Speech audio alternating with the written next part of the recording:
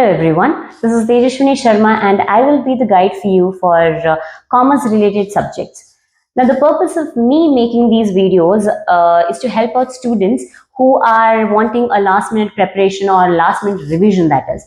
As we all know, you being a student, and normally a student does is when in class you pay a little less attention to the teachers when they're explaining, not because you don't want to, but because you want to enjoy your college life, you want to make some memories, and because of which you just divert your attention. And there's one point of time where you actually want to get serious, but you have a little less help, that is during your final exam.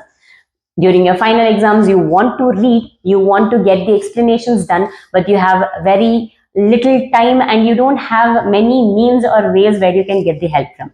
So here I am trying to help students like you to get the revision at the end. Now I will be shooting videos both in Kannada and English, and in future probably I might also go in Hindi. Now the videos which I'll be uploading are going to be brief, very short for as of now from final exam point of view.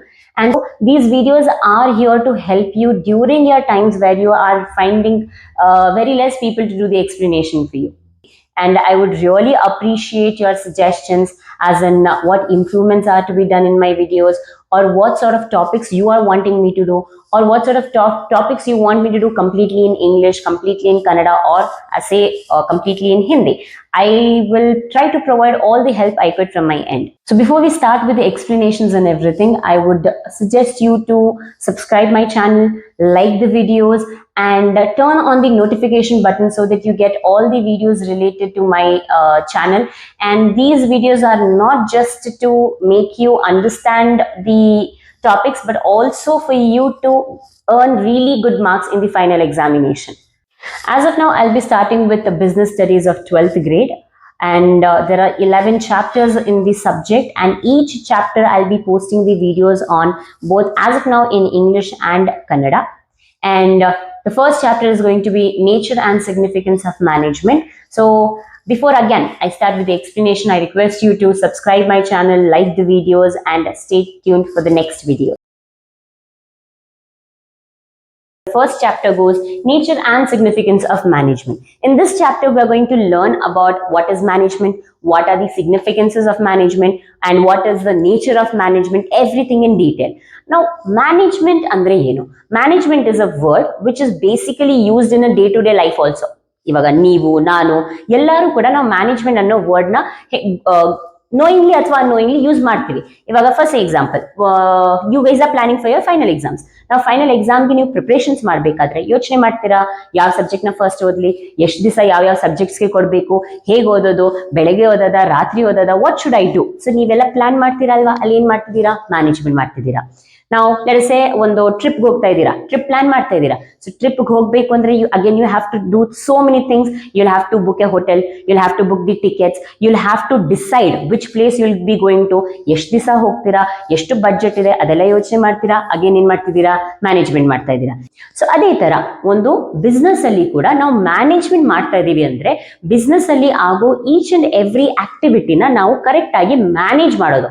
ಇವಾಗ ಯಾವ ರೀತಿ business ಅಲ್ಲಿ ಕೆಲಸ ಮಾಡಬೇಕು, ಯಾವಾಗ ಏನ್ ಕೆಲಸ ಮಾಡಬೇಕು, ಯಾರ ಕೆಲಸನ ಮಾಡಬೇಕು, everything will be decided properly, and that is nothing but your management. ನಾವು to understand the word management, you will have to first understand. First ನೀವು ಎರಡು ವರ್ಡ್ಸ್ ನ ಅರ್ಥ ಮಾಡ್ಕೊಳ್ಳಿ, that is efficiency and effectiveness. ಆಮೇಲೆ ಮ್ಯಾನೇಜ್ಮೆಂಟ್ ಮೀನಿಂಗ್ ಹೋಗೋಣ. ಇವಾಗ efficiency ಅಂದ್ರೆ ಕೆಲಸ ಮಾಡೋದು ಬಿಸ್ನೆಸ್ ಅಲ್ಲಿ ಎಫಿಷಿಯಂಟ್ ಆಗಿ. ನಾವು what is this efficiency? Efficiency is doing the task with minimum or least cost. ಅಂದ್ರೆ ಒಂದು ಬಿಸ್ನೆಸ್ ಅಲ್ಲಿ ಕೆಲಸ ಮಾಡಬೇಕಾದ್ರೆ ಆ ಕೆಲಸನ ನಾವು ಕಡಿಮೆ ಕಾಸ್ಟ್ ಅಲ್ಲಿ ಒಂದು ಕೆಲಸನ ಮುಗಿಸ್ತಾ ಇದೀವಿ ಅಂತ ಅಂದ್ರೆ ಅದನ್ನ ನಾವು ಎಫಿಷಿಯಂಟ್ ಆಗಿ ಕೆಲಸ ಮಾಡ್ತಿದೀವಿ ಅಂತ ಹೇಳೋದು. ನಾವು first example, I am giving you a job today. Let us say you know good drawing. ಇವಾಗ ಪೇಂಟಿಂಗ್ ಚೆನ್ನಾಗಿ ಬರುತ್ತೆ ಅಂತ ಅನ್ಕೊಳ್ಳಿ. ಇವಾಗ ನಿಮ್ಗೆ ಪೇಂಟಿಂಗ್ ಬರುತ್ತೆ ಅಂದ್ಮೇಲೆ ನಾನು ನಿಮ್ಗೆ ಒಂದು ಕೆಲಸ, let us say I am telling you that ನನಗೆ ಒಂದು ನೇಚರ್ದು ಪೇಂಟಿಂಗ್ ನ ಮಾಡ್ಕೊಡಿ. ನೇಚರ್ ಸರೌಂಡಿಂಗ್ಸ್, ನೇಚರ್ ಬಗ್ಗೆ ನೀವು ಒಂದು ಪೇಂಟಿಂಗ್ ನ ಮಾಡಿ ಅಂತ ಹೇಳ್ತೀನಿ. ಇವಾಗ ನಿಮ್ಗೆ ಪೇಂಟಿಂಗ್ ಗೊತ್ತಿದ್ದಾಗ you know how much paint to use, you know which paint brushes to use, you know what is the quantity are everything about the painting ನಿಮ್ಗೆ ಗೊತ್ತಿದೆ. ಸೊ ನಿಮ್ಗೆ ಗೊತ್ತಿರೋ ಕೆಲಸ ನಾನು ನಿಮ್ಗೆ ಕೊಡ್ತಾ ಇದ್ದೀನಿ ಅಂದ್ರೆ ನೀವು ಆ ಕೆಲಸನ ಏನ್ ಮಾಡ್ತೀರಾ, ಚೆನ್ನಾಗಿ ಮಾಡಿ ಮುಗಿಸ್ಬಿಡ್ತೀರಾ ವಿತ್ ಲೆಸ್ ಕಾಸ್ಟ್. ನೀವು ಅಲ್ಲಿ ಜಾಸ್ತಿ ಪೇಂಟ್ ಯೂಸ್ ಮಾಡ್ತಾ ಇಲ್ಲ, ಅಂದ್ರೆ ವೇಸ್ಟ್ ಮಾಡ್ತಿಲ್ಲ. ಯೂಸ್ ಮಾಡೋಕ್ಕಿಂತ ನೀವು ವೇಸ್ಟೇಜಸ್ ಕಡಿಮೆ ಮಾಡ್ತಿದ್ದೀರಾ. ನೀವು ಶೀಟ್ಸ್ ವೇಸ್ಟ್ ಮಾಡಲ್ಲ, ನೀವು ಪೇಂಟ್ ವೇಸ್ಟ್ ಮಾಡಲ್ಲ, ಬ್ರಷಸ್ ಹಾಳು ಮಾಡಲ್ಲ. ಯಾಕಂದ್ರೆ ನಿಮ್ಗೆ ಆ ಕೆಲಸ ಬರುತ್ತೆ ಅಂಡ್ ನೀವು ಅದನ್ನ ನೀಟಾಗಿ ಮಾಡ್ತಿದ್ದೀರಾ. ಸೊ ನಿಮ್ಗೆ ನೀವು ಮಾಡ್ತಾ ಇರೋ ಕೆಲಸ ಕಡಿಮೆ ಕಾಸ್ಟ್ ಅಲ್ಲಿ ಏನಾದ್ರೂ ಮುಗಿಸ್ತಾ ಇದ್ದೀರಾ ಅಂದ್ರೆ ನೀವು ಎಫಿಷಿಯನ್ಸಿನ ಮೇಂಟೈನ್ ಮಾಡ್ತಾ ಇದ್ದೀರಾ, ಎಫಿಷಿಯಂಟ್ ಆಗಿ ಕೆಲಸ ಮಾಡ್ತಿದ್ದೀರಾ ಅಂತ ಅರ್ಥ ಬರುತ್ತೆ. ಅದೇ ಇವಾಗ ಎಫೆಕ್ಟಿವ್ನೆಸ್, ನಾವು ಅನ್ಸೇನ್ ಆ ಪೇಂಟಿಂಗ್ ನ ನೀವು ಮುಗಿಸ್ಬೇಕು ವಿತ್ ಇನ್ 1 hour. ನಾನು ನಿಮ್ಗೆ ಟೈಮ್ ಕೊಡ್ತಾ ಇದ್ದೀನಿ, 1 hour ಅಲ್ಲಿ ನನಗೆ ಈ ಪೇಂಟಿಂಗ್ ನೀವು ಮುಗಿಸ್ಬಿಟ್ಟು ತೋರಿಸ್ಬೇಕು. ಸೊ ನೀವೇನಾದ್ರೂ ಲೆಟ್ ಅಸ್ ಸೇ ನೀವು 50 minutes ಅಲ್ಲಿ you completed the painting in 50 minutes. So ನೀವೇನ್ ಮಾಡಿದ್ರಿ, you have completed the task on the given time. I had given. Ivaga, what is effectiveness? Effectiveness is completing the task or work at the given time period. ನಾನು ನಿಮ್ಗೆ time ಕೊಟ್ಟೆ ಎಷ್ಟು, 1 hour ಅಲ್ಲಿ ಕೆಲಸ ಮುಗಿಸಿ ಅಂತ ಹೇಳಿದೆ. 1 hour ಅಲ್ಲಿ ಪೇಂಟಿಂಗ್ ಮಾಡಿ ಅಂತಂದ್ರೆ ನೀವು ಅದೇ 1 hour ಅಲ್ಲಿ ಆ 1 hour ಒಳಗಡೆ if you have completed the work, then you have done what, you have done effective work. Okay, so effectiveness is nothing but completing the task at a given time, and efficiency is completing the same task with minimum or less cost. Now what is management? Management ಅಂದ್ರೆ business ಅಲ್ಲಿ ಕೆಲಸ ಮಾಡೋದು efficient ಆಗಿ ಮತ್ತೆ effective ಆಗಿ, ಅಂದ್ರೆ business ಅಲ್ಲಿ ಕೆಲಸನ ಮಾಡೋದು ಕಡಿಮೆ ಕಾಸ್ಟ್ ಅಲ್ಲಿ, ಆದಷ್ಟು ಕಡಿಮೆ ವೇಸ್ಟೇಜಸ್ ನ ಮಾಡಿ ಆದಷ್ಟು ಕಡಿಮೆ ಕಾಸ್ಟ್ ಅಲ್ಲಿ ಕೆಲಸ ಮುಗಿಸೋದು, ಮತ್ತೆ ಆನ್ ಟೈಮ್ ಕೆಲಸ ಮುಗಿಸೋದನ್ನ ನಾವು ಮ್ಯಾನೇಜ್ಮೆಂಟ್ ಅಂತ ಕರಿತೀವಿ. So management is nothing but a process of getting the things done efficiently and effectively to reach the organizational goal. So business goal ಏನ್ ಸೆಟ್ ಆಗಿದೆ ಅದನ್ನ ಎಫಿಷಿಯಂಟ್ ಆಗಿ ಮತ್ತೆ ಎಫೆಕ್ಟಿವ್ ಆಗಿ ಮಾಡ್ತಾ ಇದ್ದೀರಾ, ಅದನ್ನ ನಾವು ಮ್ಯಾನೇಜ್ಮೆಂಟ್ ಅಂತ ಕರಿತೀವಿ. So we have understood the meaning of management. Now let us understand the characteristics of management. Now in characters we have totally 7 characters of management, and the first one says management is a goal oriented process. ಅಂದ್ರೆ ಒಂದು business ಅಲ್ಲಿ ನಾವು management ನ ಮಾಡ್ತೀವಿ to reach a particular goal. ಇವಾಗ ಯಾವುದೇ organisation ತಗೊಳ್ಳಿ, ಎಲ್ಲ ಆರ್ಗನೈಸೇಷನ್ಸ್ ಅಲ್ಲಿ ಅದ್ರದ್ದೇ ಅಂತ ಸರ್ಟೇನ್ ಗೋಲ್ಸ್ ಸೆಟ್ ಆಗಿರುತ್ತೆ.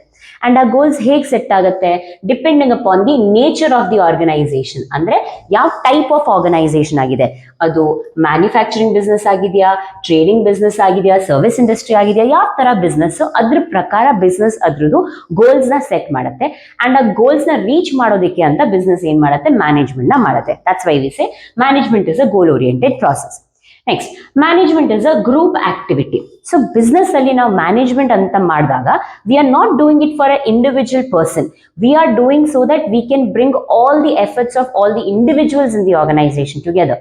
ಸೊ ಬಿಸ್ನೆಸ್ ಅಲ್ಲಿರೋ ಎಲ್ಲ ಇಂಡಿವಿಜುವಲ್ಸ್ ಅಂದ್ರೆ we are talking about the employees of the organisation, ಎಲ್ಲ ಇಂಡಿವಿಜುವಲ್ಸ್ ಎಫರ್ಟ್ಸ್ ನ ಇಂಟಿಗ್ರೇಟ್ ಮಾಡೋದಿಕ್ಕೆ ಅಂತ. ಇಂಟಿಗ್ರೇಟ್ ಅಂತ ಅಂದ್ರೆ to bring them together, combine ಮಾಡೋದಕ್ಕೆ.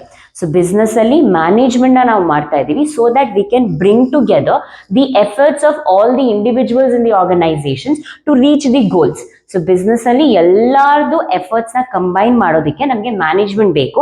ಅಂಡ್ ಈ ಮ್ಯಾನೇಜ್ಮೆಂಟ್ ನ ನಾವು ಮಾಡ್ತೀವಿ ಇಂಡಿವಿಜುವಲ್, ಒಂದ್ ಪರ್ಟಿಕ್ಯುಲರ್ ಪರ್ಸನ್ಗೆ ಅಲ್ಲ, ಈ ಇಂಡಿವಿಜುವಲ್ಸ್ ಎಫರ್ಟ್ಸ್ ನ ಕಂಬೈನ್ ಮಾಡಿ ಗ್ರೂಪ್ ಆಕ್ಟಿವಿಟಿಗೆ ಕನ್ವರ್ಟ್ ಮಾಡೋದಕ್ಕೆ ಅಂತ ನಾವು ಮ್ಯಾನೇಜ್ಮೆಂಟ್ ನ ಮಾಡ್ತೀವಿ. So management is basically done not for the individuals but for a group of people so that the goals can be reached in a proper manner. Next, management is continuous in nature. ಅಂದ್ರೆ ನಾವು management ನ start ಮಾಡೋದು ಯಾವಾಗ, when we are starting a business, and management end ಆಗೋದು ಯಾವಾಗ, only when the business is going to end. ಒಂದು business end ಆದಾಗ ಅಥವಾ ಬಿಸ್ನೆಸ್ ವೈಂಡ್ ಅಪ್ ಆದಾಗ ಮಾತ್ರ ಒಂದು ಬಿಸ್ನೆಸ್ ಅಲ್ಲಿ ಮ್ಯಾನೇಜ್ಮೆಂಟ್ ಅನ್ನೋದು ಸ್ಟಾಪ್ ಆಗುತ್ತೆ. ನಾವು when we talk about our normal life also, ಇವಾಗ ನಿಮ್ ಬಗ್ಗೆ ಮಾತಾಡೋಣ. All of you are pursuing your second PUC or 12th standard. ಇವಾಗ 12th ಆದ್ಮೇಲೆ you guys will decide for ಡಿಗ್ರಿಯಲ್ಲಿ ಏನ್ ಮಾಡ್ತೀರಾ, ಅಲ್ಲಿ ಕೂಡ ಪ್ಲಾನಿಂಗ್ ಮಾಡ್ತೀರಲ್ವಾ, BCA ತಗೊಳ್ಳೋದ, BCom ತಗೊಳ್ಳೋದ, ಏನ್ ತಗೋಬೇಕು ಅಂತ ಪ್ಲಾನಿಂಗ್ ಮಾಡ್ತೀರಾ. ಅದಾದ್ಮೇಲೆ ಯಾವ ಕಾಲೇಜ್ ಜಾಯಿನ್ ಮಾಡಬೇಕು ಅದ್ರ ಬಗ್ಗೆ ಯೋಚನೆ ಮಾಡ್ತೀರಾ, ಅಲ್ಲಿ ಮ್ಯಾನೇಜ್ಮೆಂಟ್ ಮಾಡ್ತಿದ್ದೀರಾ. ಡಿಗ್ರಿ ಮುಗಿಸಿದ್ಮೇಲೆ let us say you are going for masters ಅಲ್ಲಿ ಅಗೇನ್ ಏನ್ ಮಾಡೋಣ, MBA ಮಾಡೋಣ, MCom ಮಾಡೋಣ, ಏನ್ ಮಾಡೋಣ ಅದ್ರ ಬಗ್ಗೆ ಪ್ಲಾನಿಂಗ್ ಮಾಡ್ತೀರಾ. ಎಲ್ಲ ಮುಗಿತಪ್ಪ, ಎಲ್ಲ ಸ್ಟಡೀಸ್ ಎಲ್ಲ ಆಯ್ತು, ಇವಾಗ ಮದ್ವೆ ವಿಚಾರ ಬಂತು. ಸೊ ಮದ್ವೆ ಬಂತು ಅಂದ್ರೆ you will obviously think about your future, what sort of girl or boy you want, what is your future planning, ಅದನ್ನೆಲ್ಲ ಯೋಚನೆ ಮಾಡ್ತೀರಲ್ವಾ. ಅದೇ ತರ ಬಿಸ್ನೆಸ್ ಅಲ್ಲಿ ಕೂಡ ಒಂದು ಮ್ಯಾನೇಜ್ಮೆಂಟ್ ಎಂಡ್ ಆಗೋದು ಯಾವಾಗ, only when the business is ending or business is winding up. ಇಲ್ಲ ಅಂದ್ರೆ ಅಲ್ಲಿವರೆಗೂ ನಾವು ಕಂಟಿನ್ಯೂಸ್ಲಿ ಬಿಸ್ನೆಸ್ ಅಲ್ಲಿ ಮ್ಯಾನೇಜ್ಮೆಂಟ್ ನ ಮಾಡ್ತಾ ಇರ್ತೀವಿ. One more point. In the management, we will do functions. We are going to follow certain functions. There are 5 different functions called as planning, organizing, staffing, directing and controlling. ಈ 5 functions ನ ನಾವು ಮಾಡ್ತಾ ಇರ್ತೀವಿ, continuous ಆಗಿ ಮಾಡ್ತಾ ಇರ್ತೀವಿ. And ಈ topics ಬಗ್ಗೆ ನಾವು ಈ ಟಾಪಿಕ್ಸ್ ನಮ್ದು ಫರ್ದರ್ ಬರ್ತಾ ಬರ್ತಾ ನಮ್ದು ಚಾಪ್ಟರ್ಸ್ ಗೆ ಕನ್ವರ್ಟ್ ಆಗುತ್ತೆ. ಸೊ ಇದನ್ನ ಇನ್ ಡೀಟೇಲ್ ಆಗಿ ಆಮೇಲೆ ಓದ್ಕೊಳ್ಳೋಣ. ಆಸ್ ಆಫ್ ನಾವು just know that management is a continuous activity where you are going to do planning, organising, staffing, directing and controlling on a continuous basis. Management is going to end only when the business will wind up. Next, management is pervasive. Now what is this pervasive? Pervasive ಅಂದ್ರೆ universal. Universal ಅಂದ್ರೆ ನಾವು ಇವಾಗ ಒಂದು management ಬಗ್ಗೆ ಮಾತಾಡಿದಾಗ normal life ಅಲ್ಲಿ ನಾವೇನ್ ಹೇಳಿದ್ವಿ, ಮ್ಯಾನೇಜ್ಮೆಂಟ್ ನಾವು ಎಲ್ಲಾ ಕಡೆ ಯೂಸ್ ಮಾಡ್ತೀವಿ. Normal day to day life ಅಲ್ಲಿ ಎವ್ರಿ ಇಂಡಿವಿಜುವಲ್ ಯೂಸ್ ಮಾಡ್ತಾನೆ, ಕರೆಕ್ಟ್? ಅದೇ ತರ ಒಂದು ಬಿಸ್ನೆಸ್ ಅಲ್ಲಿ ಮ್ಯಾನೇಜ್ಮೆಂಟ್ ಅಂತ ಬಂದಾಗ ಎಲ್ಲ ಟೈಪ್ಸ್ ಆಫ್ ಬಿಸ್ನೆಸಸ್ ಮ್ಯಾನೇಜ್ಮೆಂಟ್ ನ ಮಾಡುತ್ತೆ. ನಾವು be it big business or a small business, be it profit organisation or non profit organisation, be it a manufacturing business or a trading business, ಎಲ್ಲ ಟೈಪ್ಸ್ ಆಫ್ ಬಿಸ್ನೆಸಸ್ ಅಲ್ಲಿ ನಾವು management ನ ಮಾಡ್ತೀವಿ. ಅದಕ್ಕೆ ನಾವು ಅದನ್ನ ಪರ್ವೇಸಿವ್ ಇನ್ ನೇಚರ್ ಅಥವಾ ಯೂನಿವರ್ಸಲ್ ಇನ್ ನೇಚರ್ ಅಂತ ಕರಿತೀವಿ. Next, management is dynamic. ನಾವು what is this dynamic? Dynamic simple ಆಗಿ ಅರ್ಥ ಮಾಡ್ಕೋಬೇಕು ಅಂದ್ರೆ it's talking about the changes that are happening in the external factors of the organization. Simple ಆಗಿ ಅರ್ಥ ಮಾಡ್ಕೊಂಡ್ರೆ ಒಂದು ಬಿಸ್ನೆಸ್ ಅಂತ ಒಂದು ನಾವು ತಗೊಂಡಾಗ ಈ ಬಿಸ್ನೆಸ್ ಇಂದ ಎಕ್ಸ್ಟರ್ನಲಿ ಎಷ್ಟೊಂದು ಫ್ಯಾಕ್ಟರ್ಸ್ ಇರುತ್ತೆ. ಅದನ್ನ ನಾವು ಅಗೇನ್ ಇನ್ ಡೀಟೇಲ್ ಆಗಿ ನಮ್ಮ 3rd ಚಾಪ್ಟರ್ ಅಲ್ಲಿ ಓದ್ತೀವಿ. ಬಟ್ ಸದ್ಯಕ್ಕೆ ಅರ್ಥ ಮಾಡ್ಕೊಳ್ಳಿ, ಒಂದು external factor that is let us say customer demand.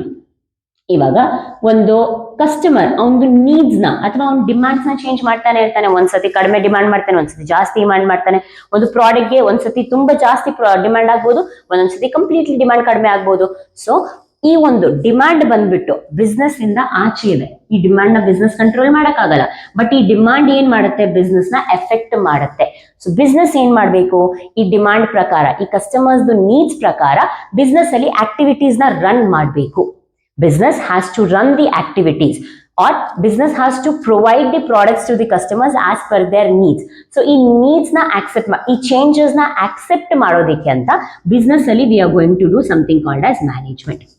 So management is done so that an organization can accept or change itself according to the changes that are happening in the market. I hope you have no confusions with the dynamic. Now next was management is intangible force. Now intangible, the word explains that something which cannot be seen or touched but it can be felt is called as intangible.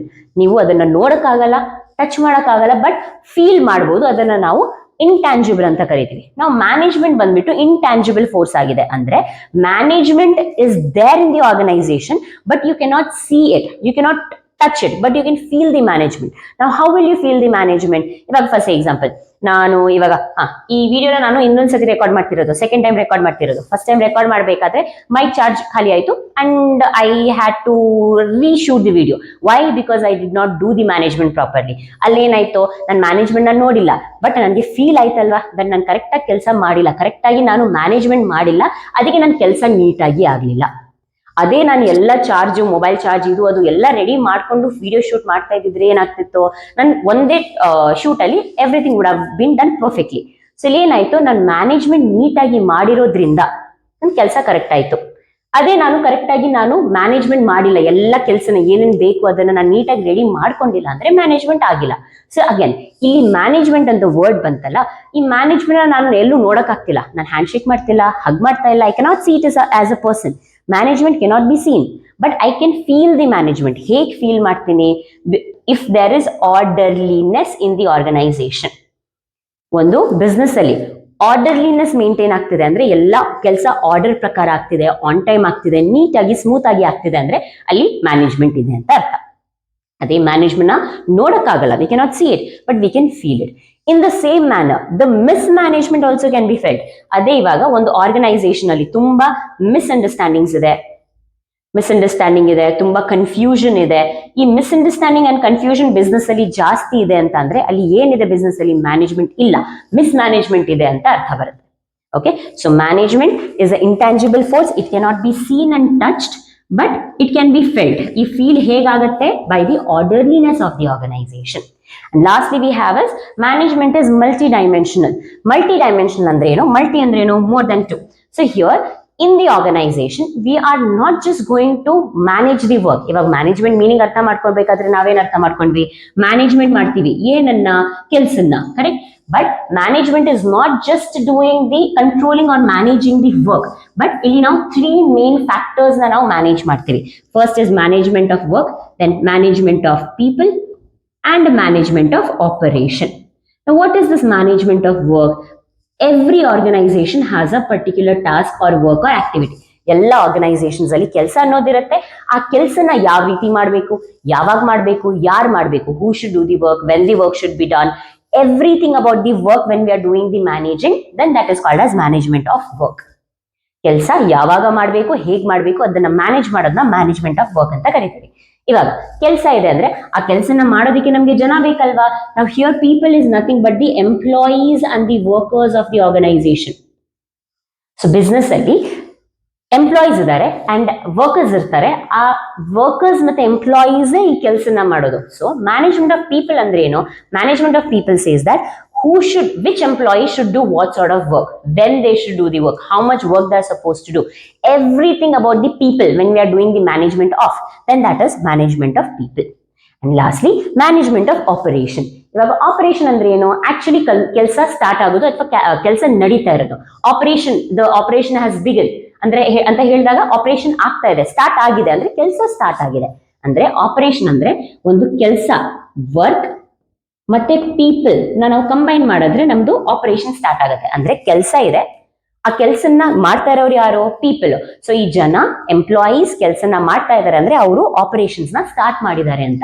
ನಾವು management of operation ಅಂದ್ರೆ ಏನು, operation ಅಂದ್ರೆ ಕೆಲಸ ನಡಿಬೇಕಾದ್ರೆ, ಕೆಲಸ ಆಗ್ಬೇಕಾದ್ರೆ ಆ ಕೆಲಸ correct ಆಗಿ ಆಗ್ತಾ ಇದೆಯಾ, ಹೇಳಿರೋ ಪ್ರಕಾರನೇ ಕೆಲಸ ಮಾಡ್ತಿದಾರ ವರ್ಕರ್ಸ್, ಕರೆಕ್ಟ್ ಆಗಿ ಎಲ್ಲ ವಿದೌಟ್ ಎನಿ ಪ್ರಾಬ್ಲಮ್ಸ್ ಕೆಲಸ ಆಗ್ತಿದೆಯಾ ಇಲ್ವಾ ಅಂತ ನಾವು ಚೆಕ್ ಮಾಡ್ತಾ ಇರ್ತೀವಲ್ವಾ, that is your management of operation. Management of work is deciding what sort of works are there in the organization and what we have to do. Management of people, who will do the work. Management of operation, after combining, that is after the actual operation is started, you are going to check if the work is being done properly or not. These are the features or characteristics of management. Quick briefing again. Management is a goal-oriented process. That is, management is done to reach a particular goal. Management is group activity. That is, management is not done for individual person. It is done for a group of people. Management continuous agi aagtane irutte. It will end only when the business ends. Management is universal in nature. That is, management is done in every type of business everywhere. Management is dynamic. That is, the changes which will happen in the market will be accepted in the organization with the help of management. Then management is intangible. Management cannot be seen and touched, but it can be felt. How? By the orderliness in the organization. And lastly, management is multidimensional. That is, we have three dimensions or three factors which you are going to do the management of. Management of work, management of people, and management of operation. Right. I hope you have very less confusions about the characteristics of management. And in the next class, in the next session, we are going to understand about the objectives of management. Objectives ಏನು, ಯಾಕೆ management run ಆಗುತ್ತೆ, ಯಾಕೆ management ಮಾಡಬೇಕು, what are the main objectives, ಅದನ್ನ ಅರ್ಥ ಮಾಡ್ಕೊಳ್ಳೋಣ in the next class. So thank you and